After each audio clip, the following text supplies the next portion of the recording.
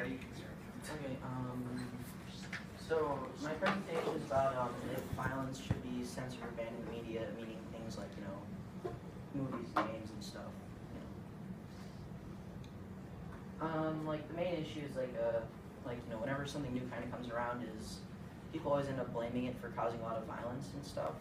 And, this means, like now with the media, everybody's kind of blaming it for causing a lot of shootings and stuff. And, not really the case. I don't really think it is.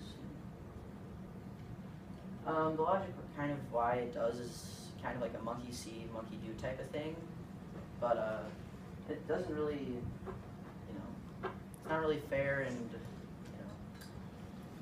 another thing is that they think normal people have trouble telling between what's real and what's fake. Media violence and other stuff.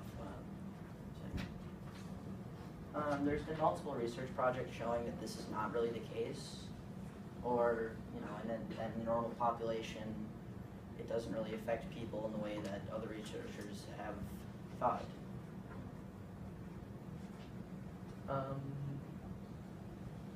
The researchers think that they become used to what they see on the screen, then they might just go act out later what they saw there, and also that it would be an okay way to solve your problems.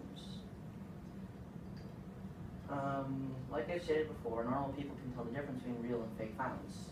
For instance, researchers have said, take 200 children, randomize 100 to watch their parents viciously attack each other for an hour a day, and the other to watch a violent television program for an hour a day. They suggest, then assess their mental health after 1 month is over. Surely their right to suggest the mental health outcomes for these children to be even remotely identical is absurd.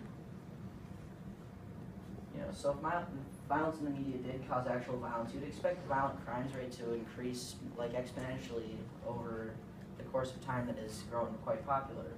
But in actuality, the violence rates have dropped from 35 people out of 1,000 to 6 people out of 1,000 since the 90s, even though the amount of violent media has gone up to around 8 times. Some of the main reasons that those other researchers' studies try to point to the fact that it does, but how they do test it doesn't really say too much.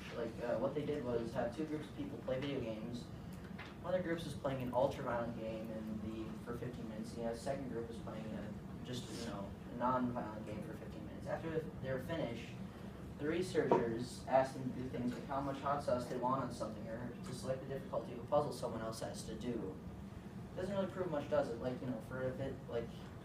For instance, what if the participant just likes hot sauce more than other people? Is that it? Okay. So, yeah. Good. In conclusion, they should not